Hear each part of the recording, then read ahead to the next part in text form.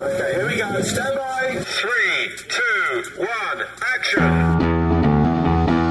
Assume nothing. Brash, bald-faced blasphemy. Question everything. I find it extremely hard to imagine. Open your eyes.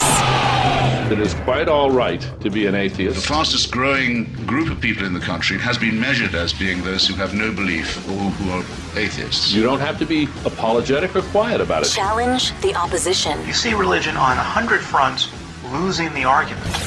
And start thinking. This is The Thinking Atheist Worldwide. Coming up here in the month of June, I think probably the third week, I'm going to have a conversation with a soap opera star. Oh, yeah. Daytime television fans are going to love this one. Actually, his name is Scott Clifton. You may know him better on YouTube as an atheist activist under the moniker Theoretical Bullshit.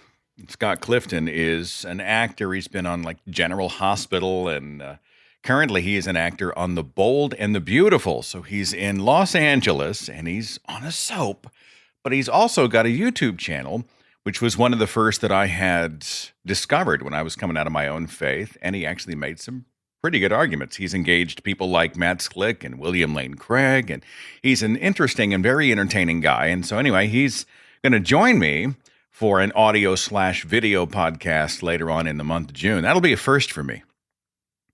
Soap opera star on my show.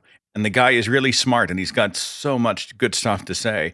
Our paths crossed in Los Angeles when I was out there for the event with Matt Dillahunty and Cara Santa Maria. And I was like, I've got to get you on the show, man. So anyway, I have a soap star coming. I'm also thinking I might release the audio from a presentation that I just did this last weekend for the Northern Ohio Free Thought Society. They were having their annual celebration and invited me out to participate. But my speech was, I called it, I Lost My Soul on Twitter. And it's sort of a variation on a bigger speech that I'm writing for later on in the year. But it talks about how it's not enough for us to be right. I mean, we're engaging all the time. And we engage because we feel like we are on the side of right. I know exactly how that feels. You plead the case, you make your point, you produce the evidence, you sit there and hammer away day and night on the keyboard because you think you're right. I know the feeling. But how productive are we? How effective are we? God, if we're out to change minds, how can you and I be effective? Well, there is a resource that I would encourage you to check out. It's a lecture series at the Great Courses Plus by Dr. David Zarefsky. It is called Argumentation, the Study of Effective Reasoning. That's the key word, effective reasoning. I hesitate a little bit because if you say the word argumentation, most people just think arguing, like hammering at your keyboard on social media. And that's not what we're talking about when we speak about formal argumentation. In the big picture, this is about presenting our claim, supporting and defending the claim, trying to be persuasive, and helping somebody else hear and possibly adopt what we're trying to present. And that's why Dr. Zarefsky's lecture is so helpful, because it teaches about effective and ineffective language and logical fallacies and differences between arguments on a stage and a discussion over coffee. And most importantly, how can you and I be effective out there when we are trying to persuade people? Argumentation, the study of effective reasoning. Check it out. It's just one of over 10,000 lectures at the Great Courses Plus on a ton of different subjects, streaming into your life anytime you want, on your computer, your laptop, your TV, your smartphone, or via their podcast app. As one of my listeners, you can get started right now with a free trial with unlimited access to all of their lectures, but you have to use my special URL. Show your support of this show, explore any topic that interests you, and sign up for your free trial right now at thegreatcoursesplus.com/Seth. Remember, thegreatcoursesplus.com/Seth. FYI, after I finished talking to Chris Matheson, my special guest here on the broadcast, about his book, The Trouble with God, a divine comedy about judgment and misjudgment. After we speak, I'm going to go back and actually read a chapter out of the book for you right here on the radio, so you can get a taste of what the book is and have something more to listen to. It's going to be a lot of fun. That's coming up after I speak with Chris Matheson. Now, Chris is probably best known for his film work, And we talked about his book, The Story of God. But Chris, I just want you to kind of give your own background. I'm sure you can do a better job of fleshing it out for the audience in case I have some new listeners I've picked up. Who are you and what do you do? I've been a movie writer for a pretty long time. My best-known movies are Bill and Ted's Excellent Adventure and Bill and Ted's Bogus Journey, and a number of other movies over the years, including a little movie called Rapturepalooza, which kind of plays with the idea of the rapture occurring and the aftermath of the rapture. And I wrote a book called The Story of God in 2015, which kind of takes the Bible from Genesis to Revelation and tracks him, follows him throughout, and tries to make sense of his strange behavior. And now I've written a follow-up to that where I'm following him out of the Bible and into the other books where he appears. God is a great source for comedic material, is he not? I mean, I guess we're talking in this case about the Christian God, or do you go broader? Is it more like the everybody's God kind of thing? I think it's the Abrahamic God is a tremendous character.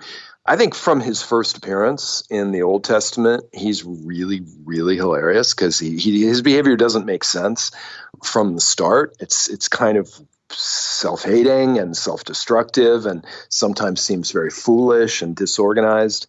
He's very funny in the Christian narrative. He kind of disappears. His son sort of takes over, but he makes a grand reappearance in the end in Revelations. And boy, he's really hugely funny there.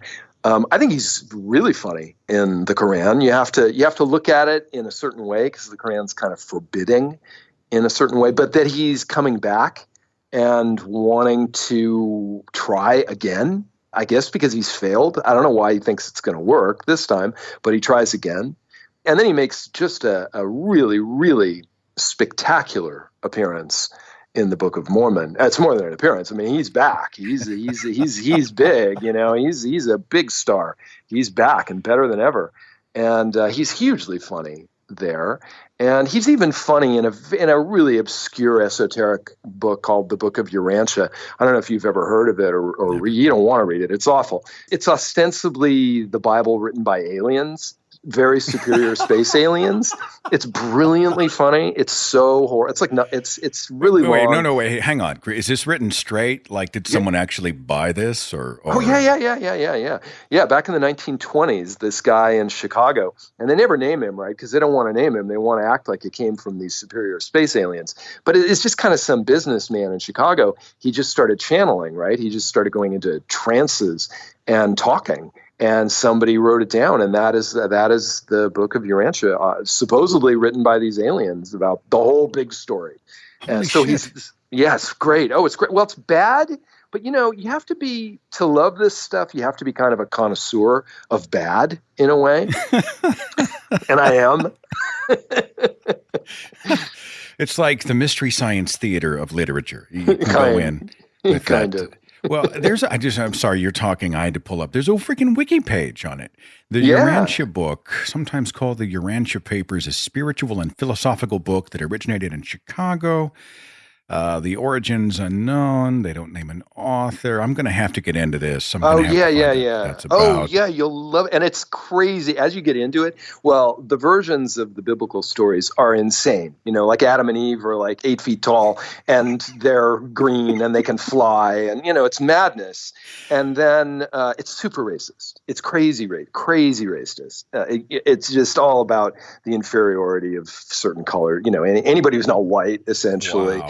It's really, really grotesque, but wonderfully funny.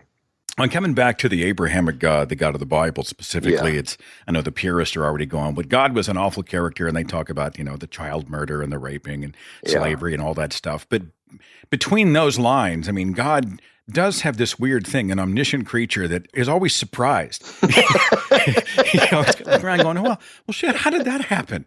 I know. That's a strange result. That's unexpected. And of course, you're like, you're God. How can it be unexpected? And that's kind of the tack you take. I know with the story of God quite a bit. Tell me about the new book. Well, I finished the first book and I loved him. I'm a comedy writer, and I just thought this guy he's the greatest comedy character ever created. He's so delightful and so ridiculous, and I'm not done with him. I want to keep going. How do I keep exploring this guy comedically? Because he's, as a comedy writer, really the gig is you try to find a character. That's all it is. You're just you're searching around, looking for a character, looking for a voice, and then you go, oh, right, got it. And he was really fun to write, and so I wanted to keep going. So I finished, and I thought, well, how can I continue? And then, the little obvious light bulb went off over the head. It's like, well, the guy just reappears. He's back. He comes back in the Quran, and he comes back in the Book of Mormon. And therefore, I'm going to just follow him into those books and try to make sense. And it gets even more kind of Byzantine and peculiar, his behavior, because trying to stitch all of these books together into one logical kind of coherent narrative, like this guy makes sense.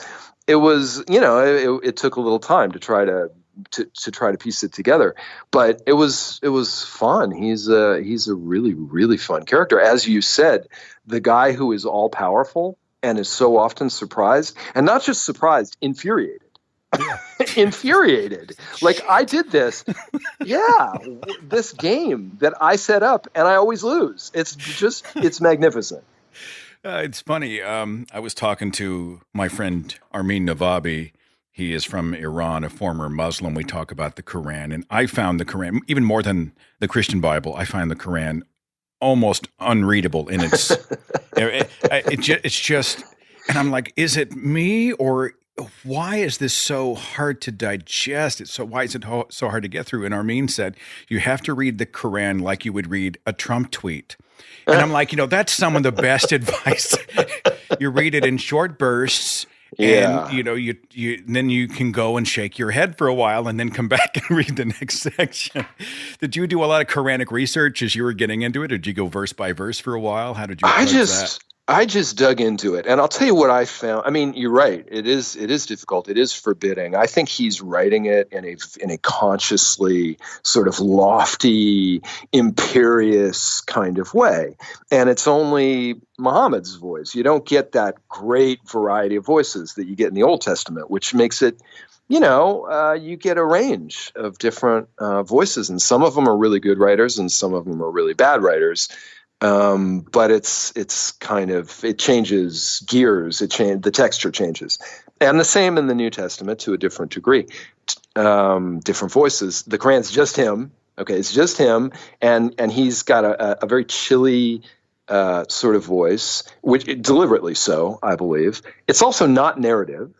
There's very little narrative in it, to the degree that there is. It's really a lot of scolding. I mean, the Quran amounts to behave or be punished again and again and again and again and again. One iteration of behave, believe in Muhammad, or be punished again and again and again.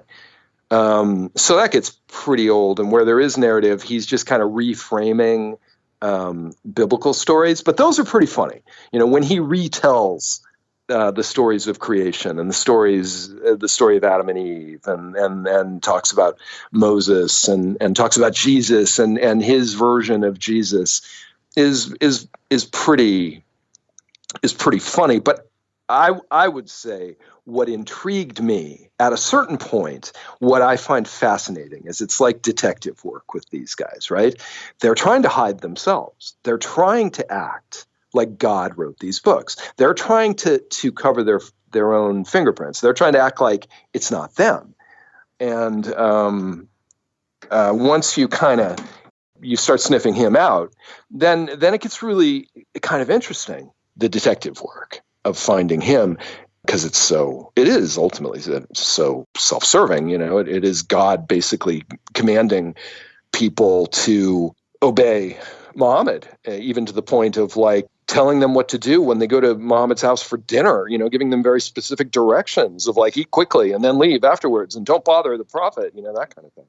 which is wonderfully trivial for the creator of the universe, in my opinion. I find the Old Testament the same way. Of course, I'm exaggerating here, but it's always like, get 2 goats, face one of them to the east, slaughter one of them, send the other into the wilderness, stand on 1 foot.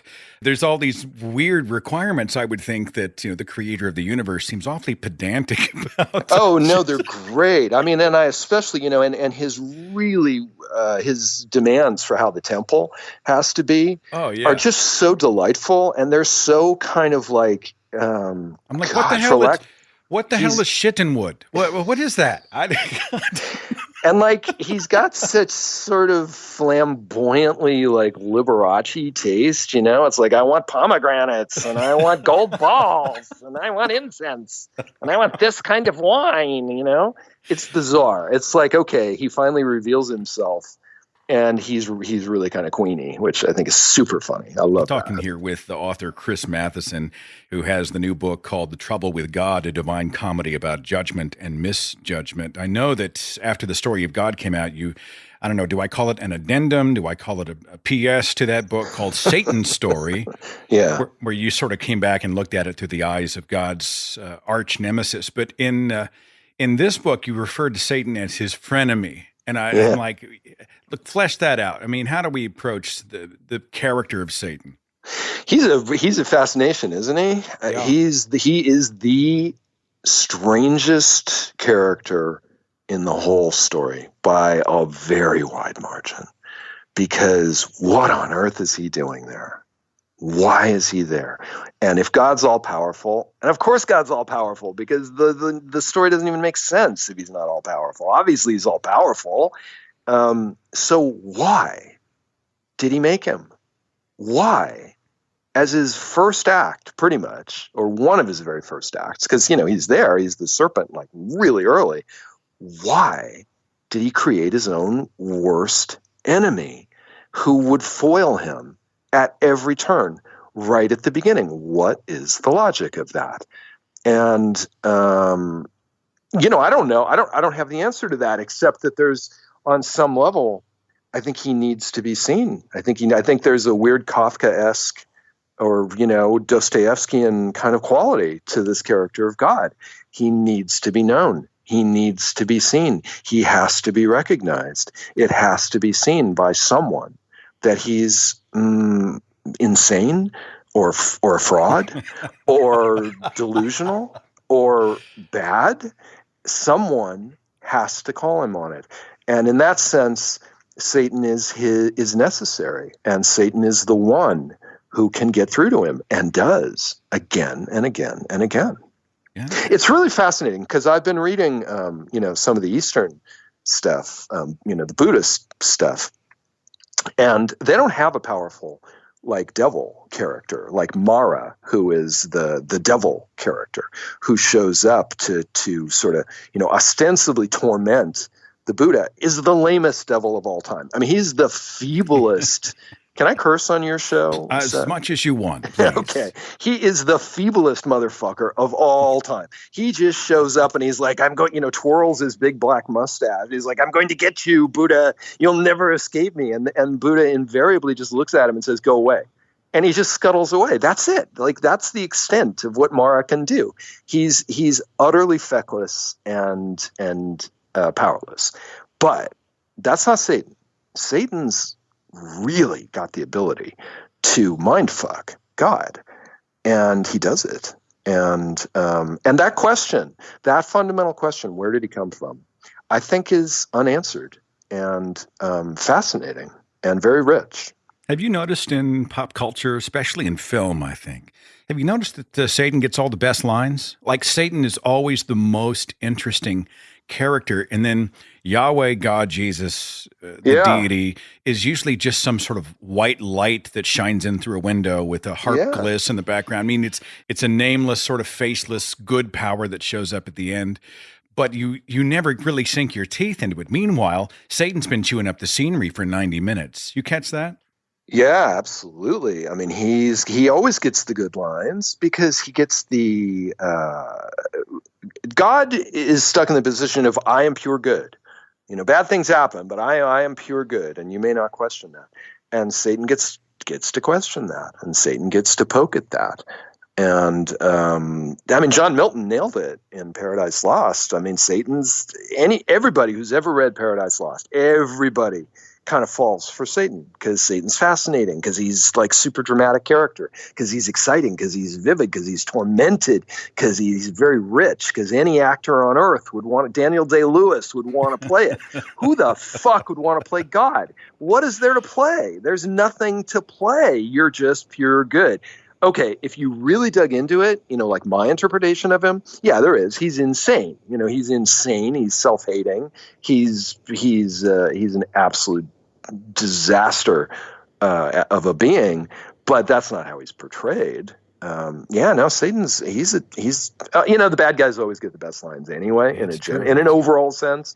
Well, my buddy Lucian Greaves up at the Satanic Temple, of course, they take it pretty far, but I like the fact that they use Satan as sort of an icon to represent rebellion against tyranny and the challenge to authority and all those things, and I totally buy that. In that instance, Satan is kind of a useful icon. It has, as he would say, great utility for challenging authority and rebelling.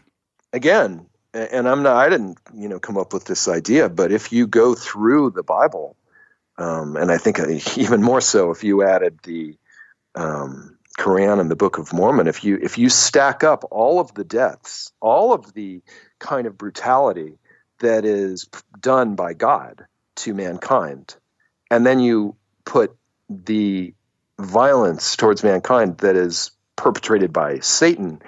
Okay, it's crazy one-sided. What is it exactly that Satan's responsible for Job's kids being corrupt? What is it exactly that Satan does that's so bad? All he does is he questions God. All he does, and the Book of Job nails it. The book of I'm going to say, if there is one thing in any of these books that is essential, that is absolutely essential to getting the gist of all of these characters, it's the Book of Job. Because the Book of Job reveals God as the lunatic, the cruel, irrational lunatic that he is, and it gets Satan as the sly kind of he's Bugs Bunny and God is Elmer Fudd, basically. That's a great visual. That actually brings it home for me. Chris Matheson. All right. To wrap up our short conversation, just kind of give me a plug for the book for those who are interested in it. I'm going to include the link, of course, in the description box and encourage everybody to go out and pick it up and support it. But just sort of give us the brochure for it real quick before I let you go. If you are fascinated by the character of God and find the idea of getting inside his head and traveling with him on his journey of incipient madness and destruction, then I think you might enjoy my new book, The Trouble with God. Incipient Madness would be a great podcast name. I'm just saying. I could just yes, it switch would. that over here. Yes, it Chris would. Matheson. The book's called The Trouble with God, a divine comedy about judgment and misjudgment. Chris, if I believed in God, I would say you're going straight to hell. Oh, dude, I'm so going to hell. There's a great T-shirt that says, I'm going to hell in every religion. And I feel that way in every day of my life. Totally. Chris Matheson, good stuff. I appreciate your time and best wishes with the new book. All success, my friend. Thanks, Seth. Coming up in just a second, I'm going to read from the book, The Trouble with God. We'll get into chapter 14 and give you a taste of what Chris Matheson and I have been talking about. It's coming up next.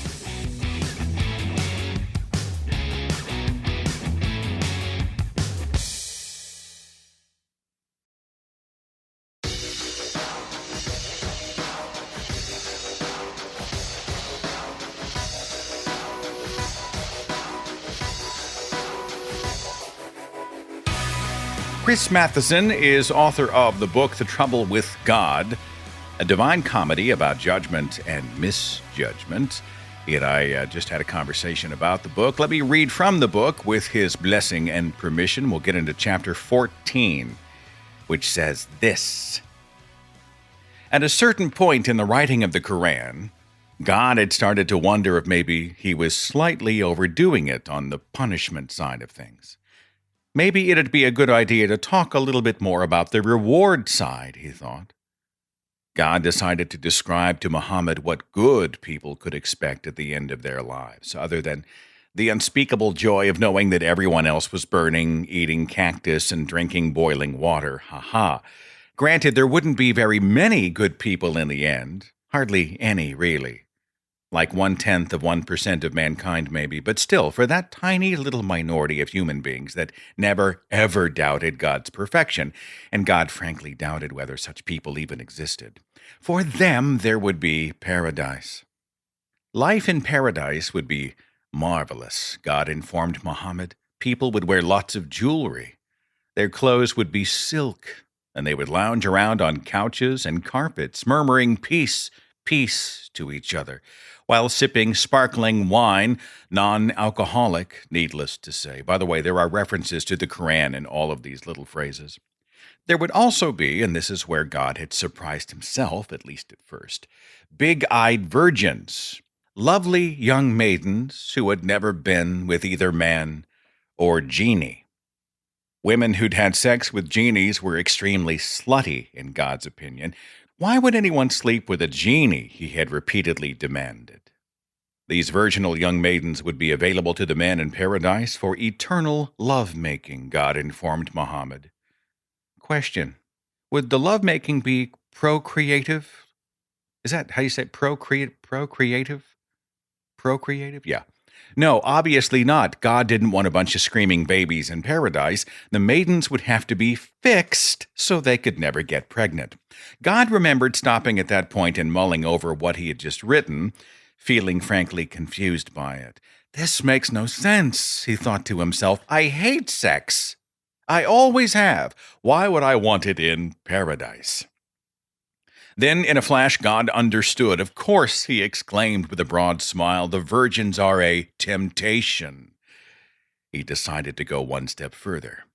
I will also surround those few good men in paradise with handsome lads. And again, he cites the verse in the Quran.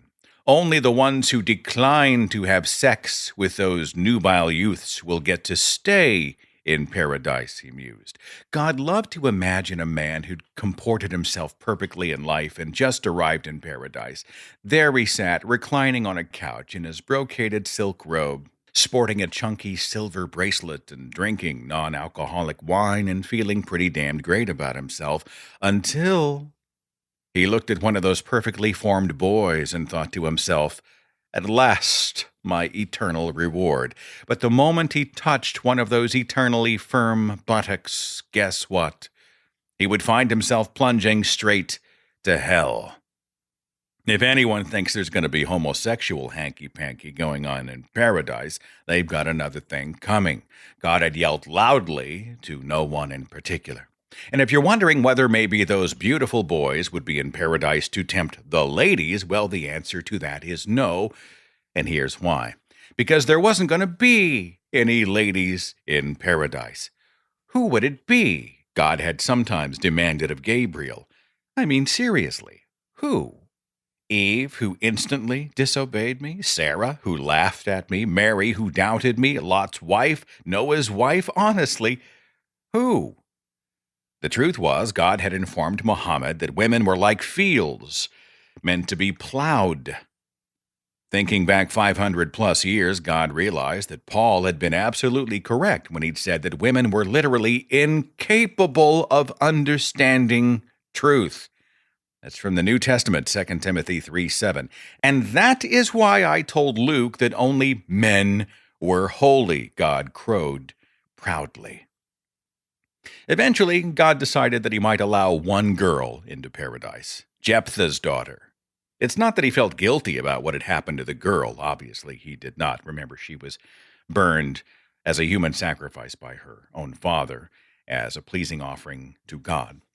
A deal was a deal, after all, and the girl needed to be killed in order for her father to defeat the Ammonites. Still, God couldn't deny that at certain moments, thinking back on watching Jephthah murder his poor crying daughter, yes, it did bother him. I will allow Jephthah's daughter into paradise. God had suddenly announced one day, why, I might even learn her name at some point. As for those eternal sex bots, or whatever you wanted to call them, as soon as God was done with them, he destroyed them. He certainly wasn't going to allow them to drift off and start having sex with genies. He dashed their brains, which were tiny anyway. What did they need brains for? He dashed their brains out on rocks. Near the end of the Quran, God began to have some very puzzling second thoughts about, well, basically everything he'd just written. The Jews and the Christians were completely wrong about things, he told Muhammad, but still, didn't they believe in the most important thing of all, him? Did he genuinely want them punished for all eternity? Non-believers, yes, definitely, they were beyond any hope, but other God-believers, weren't they, in some sense, the best of his created beings? Mightn't they go to paradise too and live there forever? Then God had found himself softening even more. Even to those who didn't believe in him, why not just say, "You go your way and I'll go mine," he asked. Quran 109:6. Why did people have to fight about this stuff? So they disagreed about things. What was so terrible about that? They could think different things, even pray to different gods and leave each other alone. Why can't you all just be kind to each other? God asked mankind. Quran 90:17. And with that, as well as a few brief threats against one particular man and his wife, the man who would have to be burned, his wife would have to be hung, God was done. I will never have to speak to mankind again, he thought to himself at that moment with supreme satisfaction. That is wonderful. He experienced a brief moment of blissful calm. Then, grotesquely, that devilish inner voice whispered to God, "Are you sure?" "Be silent," God instantly responded. "Who says they're free of doubt except the man who is plagued with it?" "Enough." "Who forbids questions except the man who is terrified of them?" "Silence doubt." But doubt, it was by now rather obvious, could never be completely silenced. Chapter 14 of the book by Chris Matheson, The Trouble with God as he gets into the Quran. That's fun. Finally, we skip out of the Christian Bible and get into the Quran and some other holy books, talking about the trouble with God. I'll include that link in the description box of this broadcast if you're interested and want to pursue it any further. And I hope you have a wonderful week. Thanks for listening. I'll see you back here next time. Take care. Follow The Thinking Atheist on Facebook and Twitter. Watch dozens of original videos on the Thinking Atheist YouTube channel. And visit our website for resources, links, contact information, the editor's blog, and more. thethinkingatheist.com.